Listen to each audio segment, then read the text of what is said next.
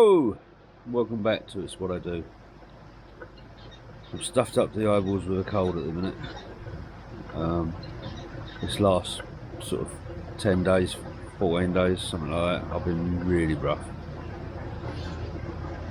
But still got jobs to do though, so what I'm doing today, got to clean the filters, and I've got to pull the pump out of the pond off that bottom drain because I think that's blocked again. I've had to do that a few times since I put this bottom drain in. It seems to suck all the crap in, but all of the moss and stuff like that as well, and it clogs the pump. So you have to turn the pump up quite high to get even like a minimum amount of water through, and it's no good like that. So I've got to clean that out again. If I've got to do that through the winter, that's going to be painful. It's about 17.5 degrees here today, so it's going to be horrible putting my hand in there anyhow. But it's got to be done.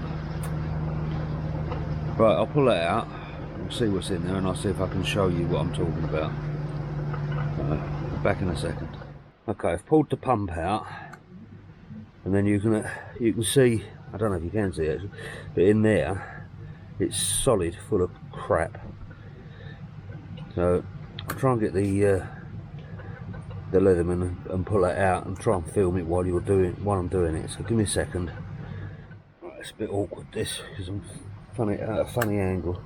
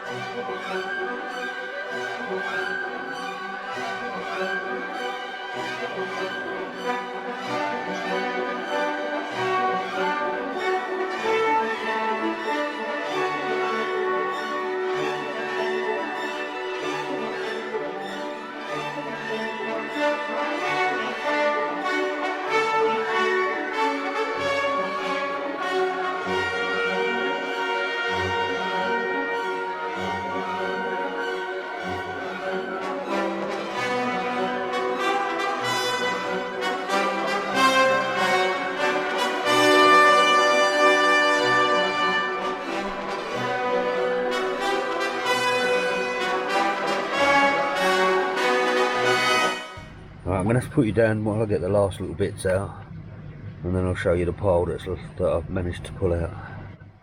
Right, there you go. That's the crap out of the pump, and it just pulls it in and makes it into like a solid lump. So of course that stops the water flowing through it properly. It's one of the problems, I suppose, with not being able to have the pump on that high rate. Because I can only have it on as high as the... Oh, okay, where was I? One of the fish decided to jump out of the pond, so I had to stop recording. Yeah, I was saying, one of the problems of not being able to have the pump running so high is it doesn't chop this stuff up, whereas if you had the pump running on full speed, it would chop a lot of that up and stop it from happening.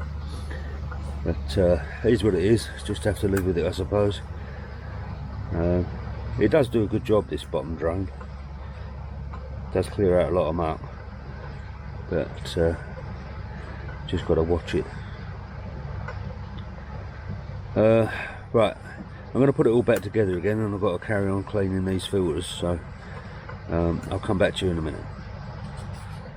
Okay, I've got everything back up and running. Guess you're all doing alright. I don't know what that problem is with that one that keeps jumping. That's the one I got from Vince. Does like to jump for some reason. That's the second time it's done that and jumped out of the pond. No idea why. None of the other fish are doing it. You get the occasional little jump from the Adam Buyer showers, but nothing else. Don't know. Who knows? I don't know if they're trying to go after insects or what they're doing. I've checked them all for parasites and there was no sign for anything in there. The water parameters are all good, so no idea. But anyhow, stop waffling. What I wanted to show you, I bought one of these. I picked this up from Mark's Country Koi. I'll leave a link for you down below. But yeah, I picked that up from Mark's Country Koi. Pretty good price. That's one of the laser temperature guns. And what I wanted to show you was the discrepancy we've got between the Inkbird monitor over there that controls the air source heat pump and various different places around the pond. So let me spin you around and I'll show you what I'm talking about. Right, I don't know if you can see that, but that's the Inkbird controller that I've got for the air source heat pump, and that's showing a temperature of 17.4-ish. Yeah. Well, if I use this and point it at the water, switch it on, we're showing 15.7, not 17.5. If I point it down there, we've got 16.2. If I come over to the upflow filters, 16.4. So yeah, a little bit confusing as to what temperature it is. I'm going to take it's 16.4, and I think the Inkbird is 1 degree out. So I'm going to see if I can calibrate that and bring it up 1 degree. Sorry, bring it down 1 degree, so that at least it's running at round about what it should be. So give me a second, I'll see if I can do that. Okay, so I think that's calibrated. That's showing 16.4 now, which is what it's showing on the upflow filters. I think what it's showing on the when you point it directly at the pond is just the very surface level, whereas the probe is actually sitting about, I don't know, a foot underneath the water. So that's probably why you've got the difference there.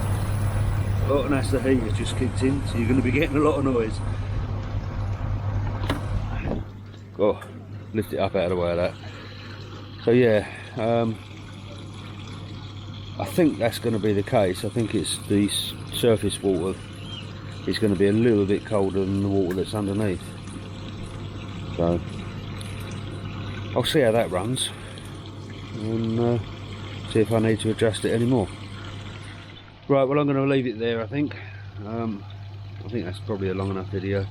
Just got to top the pond up now and keep an eye on that temperature thing, because I don't want to cook me fish.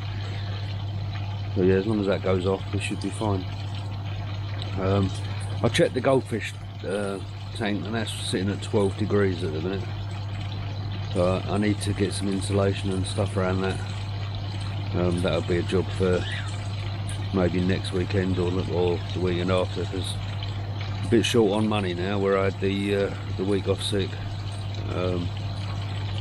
But yeah, such is life. No good bitching about it. Right, that'll do. I'll catch you next time. Bye for now.